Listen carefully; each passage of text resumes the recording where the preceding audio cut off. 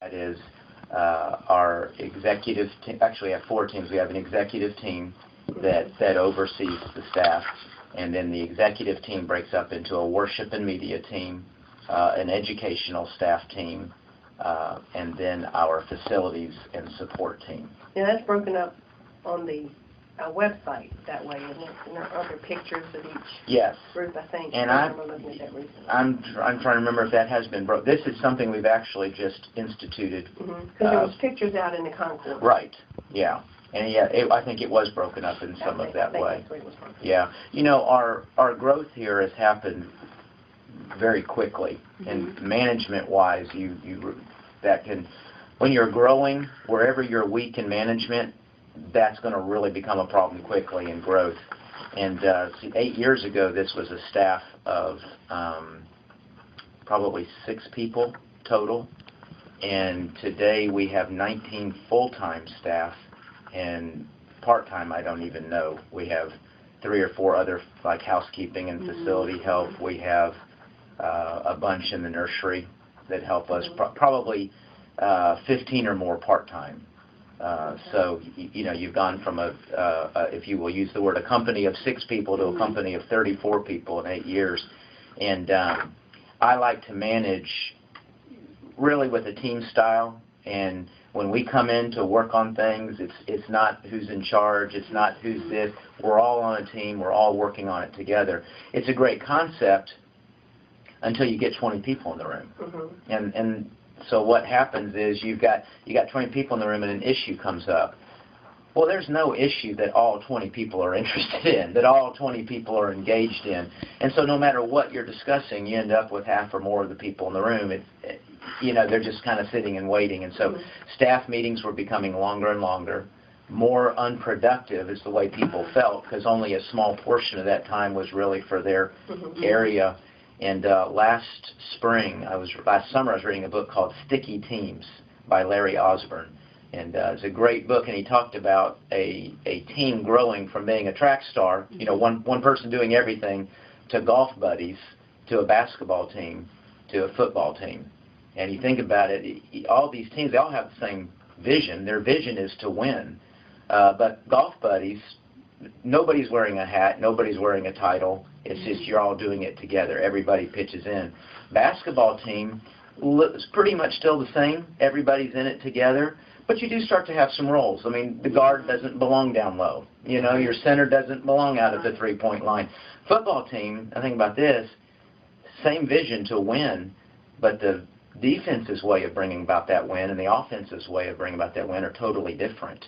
And so what the result of that is during the week, and their practices are over there. They don't even meet together. They don't practice together. That happens in totally different places. Well, as I was managing, as not only our church, but as our staff was growing, I was managing like we were golf buddies. And what had happened is our staff had really even grown beyond the basketball team. I don't think we're quite at a football team. It's not that large of a staff yet.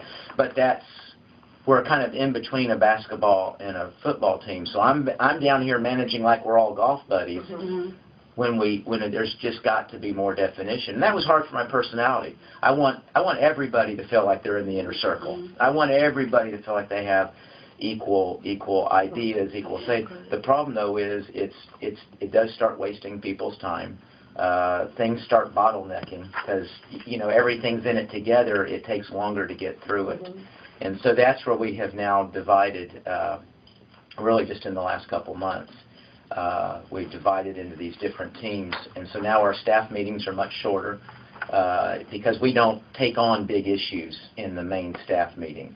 Basically what we're doing in there is everybody's giving a report because I want everybody, we all know what each other are doing, we all know how to pray for each other, how we can help and serve each other, but it's just a report. As a matter of fact, we call it a lightning round. We go around the room, everybody's got 1 minute. We also do calendar, we also do publications, we look at our service. But whenever we get to big issues where there's a problem or a challenge or an opportunity to take on, that gets kicked out to one of the teams.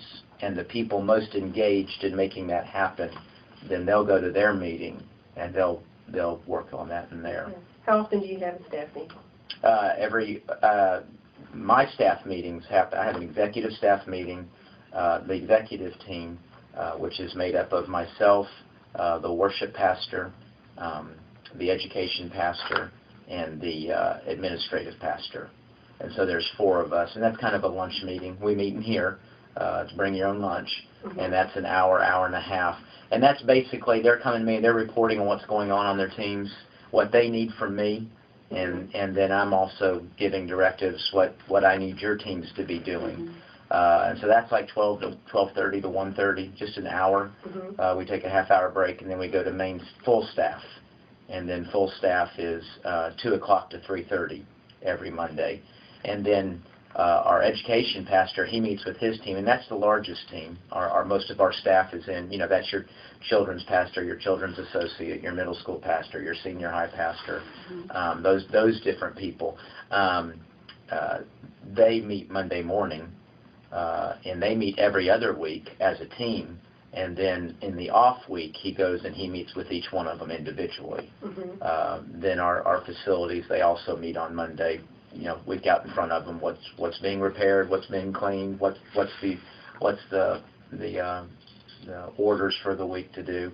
And then our worship team also meets on that time, because they're going to have to bring a service to full staff that we're going to look at. And we don't go over the service in detail. We trust them to do that, but where it involves all the staff, who's going to be down there for invitation, who's doing baptism, what are our announcements, so that we're all together on what's going to be happening in that. Okay. All right. Okay. Let's see. Old age classes. You basically covered the 3. What do you think is the most difficult part of managing your staff? The most difficult part of managing, I think constantly working and developing the chemistry. When I go out to hire a music associate, somebody who's going to work our orchestra and that kind of thing. Obviously, that's a skill position. Either they know how to lead music or they don't. Either they know how to train people in orchestra or they don't. When I hire a media pastor, either they know IT, either they know editing, either they do or they don't. I mean, you have to have that skill. Having said that, skill is important to me about 25%. What really is important to me is chemistry. How do they fit on our team? How are they going to do that? Because if they have, I've seen a lot of skill, and I think churches went through a period of this for probably starting in the 80s when we started to see some of these bigger churches where you started to hire more and more of these professional staff. Not a great name, but that's what I'll call it. Professional staff. They had this skill and ability, but whether they related well or not with the church, with the staff, was a real problem. So you can have skill, but if you don't have chemistry, the skill's worthless. Whereas if you've got a good cohesion on your team and you feel like a family, you feel like that, we're all equal partners in this, we're all in this together. So just maintaining that, keeping lines of communication open. And here again, I'm probably expressing what's hardest in light of the growth. How you do that with 4, 5, 6 people is a whole lot different than when you start talking about 20 people that you're trying to do this with, and that they all feel a sense of buy-in. I find hiring very difficult for that reason, because I'm not just looking at a resume, okay, can they do 1, 2, 3? I'm looking at can they do 1, 2, 3, but then I'm trying to hear their heart, their vision, what they're about, where have they been, how similar is that to us, and I'm trying to look for that chemistry. We do some hires. We've done some hires in-house, meaning people that were members of our church ended up being hired to take a position, and then we've done hires where we go out, and our different denominations do this differently. In a Southern Baptist church or church that's independent, we hire really like a business. I mean, headhunters, for lack of a better word, we go